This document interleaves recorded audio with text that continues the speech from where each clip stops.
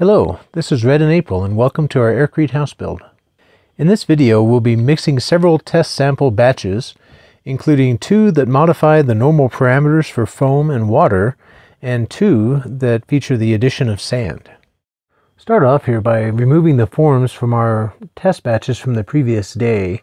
Batch right here is batch number 5. We did want to capture it in the mold and see what it looked like. We realized in retrospect that the foam density that we used in this mix was too heavy, up to 139 grams per quart. And so it's not right, but we wanted to take a sample of it just to see how it turned out. And so here it is. It looks pretty good. It didn't settle very much, and the bubble formation looked pretty good. So, actually AIRCRETE was a little more forgiving than we thought it would be, because this turned out pretty good, even though our foam density was way off. After cleaning and reassembling that form, we move on to removing the forms from our test sample number 6. This was our actual first successful batch, and so this is our first official test sample that we'll actually do destructive testing on. And so this is a test sample of our standard mix, and here I am trying to remove it from the forms. And I just tried to use my hand to kind of pop it off, and I cracked it. Now, this had only been in the form for probably a little less than 24 hours, and I just wasn't being careful enough. Fortunately, I made 2 of these long ones, knowing that they would be easy to crack, part of my original form design, and so I have an extra. And I was much more careful removing the form from the second one to make sure to preserve the second one. So even though I cracked the first one, we still have a valid test sample for our destructive testing. So I was really careful taking it over to the place that we'll be storing it and keeping it wet and keeping it covered. We're starting on our next test sample here, and for this one we wanted to do a low water mixture. So our normal batch, the one that we did last time, and what we're calling our standard mix, has a 5 gallon to 1 full 94-pound bag of Portland cement ratio. So for this one we want to do a low water, and we're going to do a 4 gallons of water to a full bag of cement. Of course, we're making a half batch here just to make the sample out of. And the reason we're doing this is because, generally speaking with concrete, the less water you add to that mixture, the stronger the finished product will be. And so we wanted to do a low water mix to see if we got a lot stronger mixture. And so that's what we're making here. It was kind of difficult to mix in. I had to go in with a stick and kind of helped scrape it off the bottom. It was just really hard to get the concrete mixed in with the water. Once we finally got it all mixed in, it did make for a pretty thick, moussey mixture. And so it was a little bit difficult to pour it into the forms. But we got it in there, and it looked quite good. It looked like a nice smooth mixture. We then took the remainder of the half batch that we made, and we're pouring it into our garden wall, just as a place to use up the extra material that we have during the testing process, and also because we wanted to make this garden wall for future use.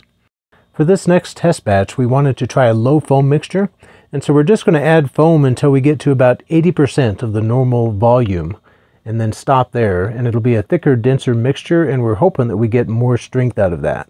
And so that's what this test is for.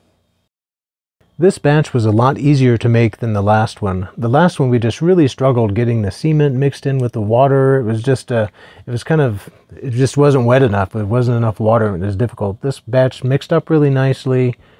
We got a good foam action going on in there, and it just looked real good. Once we got it mixed up, I just dip out of it with a 5-gallon bucket and take it over to my forms to pour the test samples.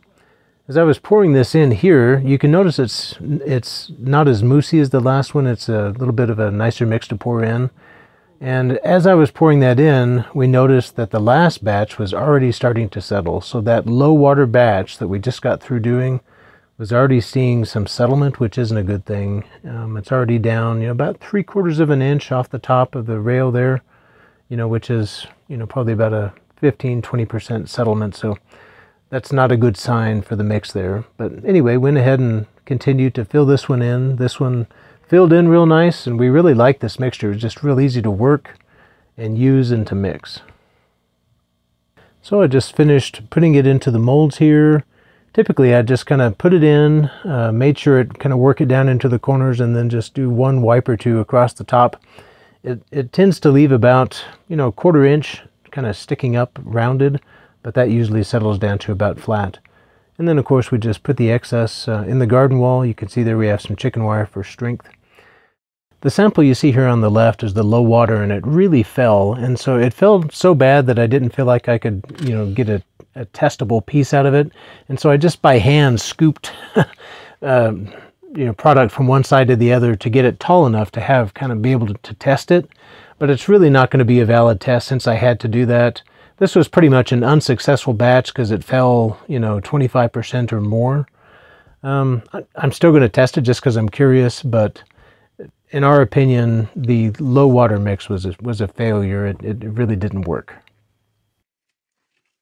This is the low foam mixture, and it turned out really nice. One side settled just a little bit, but not significantly. Once we get the forms off, we could see the, you know, the bubble formation and distribution, and it looked really good. These are just really nice looking bricks, and I feel like that batch turned out good. Also stacked them up and watered them down. This is our growing pile of test samples, and we're just watering this, you know, at least twice a day to make sure they stay wet for at least the first 7 days while they're curing. After wetting everything down and covering it all back up, I reassembled the forms after giving them a good cleaning, and got them ready for the next test samples, which include sand. So here we are working on getting ready to make our own sand. Basically, we're hoping that adding sand to the mix will really help, but we know that we need a really fine sand, and we can't buy any locally, and so we need to make our own. Fortunately, we do have sand on the property, and so we knew that if we could find enough filter or mesh that we could make our own. So we ordered some number 40 mesh on Amazon. Now that's 40 strands of metal per inch, so it's extremely fine mesh. And we put it into a milk crate bucket and sifted out this sand and got a really fine mixture.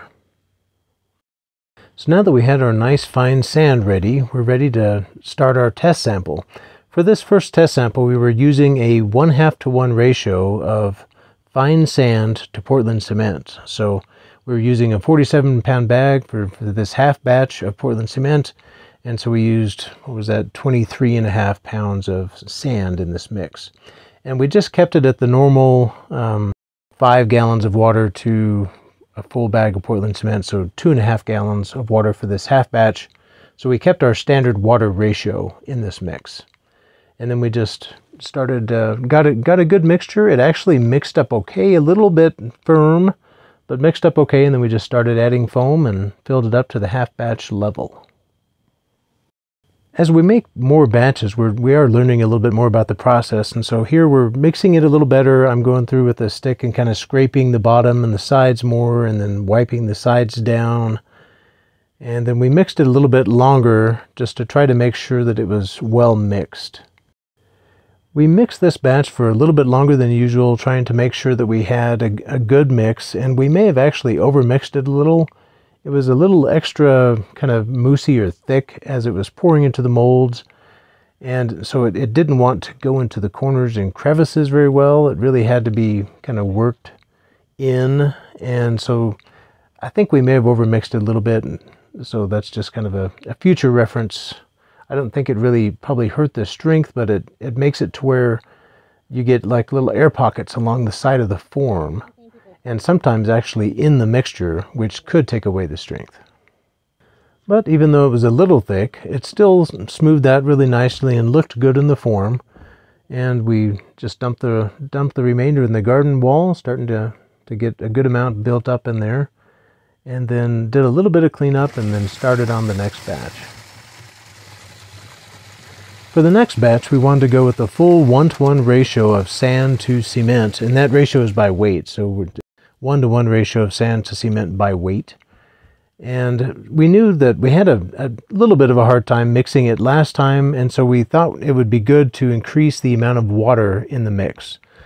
So we went up, we added another half gallon of water to this mixture, which would, if we were making a full batch, would bring the ratio up to 6 gallons of water to 94 pounds of Portland cement and 94 pounds of sand. But this is only half batch, so you can half all those ratios. So with the addition of the extra water, this mixed up real nice. Better than we thought. Actually, we didn't know how difficult it might be to mix in, basically twice as much dry goods. But it actually went fine. The cement mixer actually seemed to work a little bit better when you have a little bit more depth of material in the bottom of the barrel. So that mixed up fine, and then we added foam.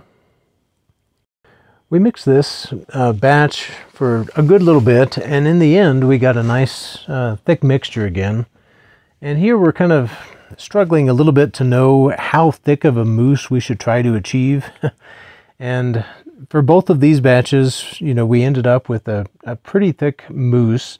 But like I say, we had a little bit of difficulty working into the forms, and so a little torn on how thick we want the mixture to be. I think now we're leaning towards maybe a little, not quite this thick. But this did work, and it was functional. So here we are pouring into the forms. As you can see, it's a nice, thick mousse. It's keeping its, the peaks, just a real thick mousse mixture. But we worked it in and smoothed it out. And here I am kind of with the trowel going kind of into the form, just really trying hard to make sure there's no air pockets, along the side of the form or in the bottom of the form. And so just kind of going back and forth, and then just kind of wiping off the excess once or twice. After I got the test sample all formed up, we went to pour the excess into the garden wall. And we noticed at this point, since it's getting close to full in some sections, or is full in some sections, that it was starting to bulge pretty good. And so I didn't have it reinforced quite enough, and so here I am screwing in some cross beams. I had to kind of clamp it and bring it back closer together, and then screw in some cross beams to keep it from bulging out and keep it the same width all the way across. The next afternoon, we were ready to remove the forms from our sand test samples. I think they turned out pretty good. We had good, air bubble formation, kind of top and bottom. It was definitely a lot heavier. With the addition of the sand, it felt noticeably heavier than the rest of the AIRCRETE. But it set up nicely and was nice and firm. One thing we did notice is there were some kind of air pockets along the side, just a few, and not huge, but they're along the side where the mixture didn't pour up against the form completely. And I think that it was because it was such a thick, moussey mixture that it just couldn't quite get it up against the form. But that one turned out really nice, and that was the half to 1 sand ratio. And now we're moving on to removing the forms from the 1-to-1 sand mix. As you can see here, it's sunk considerably.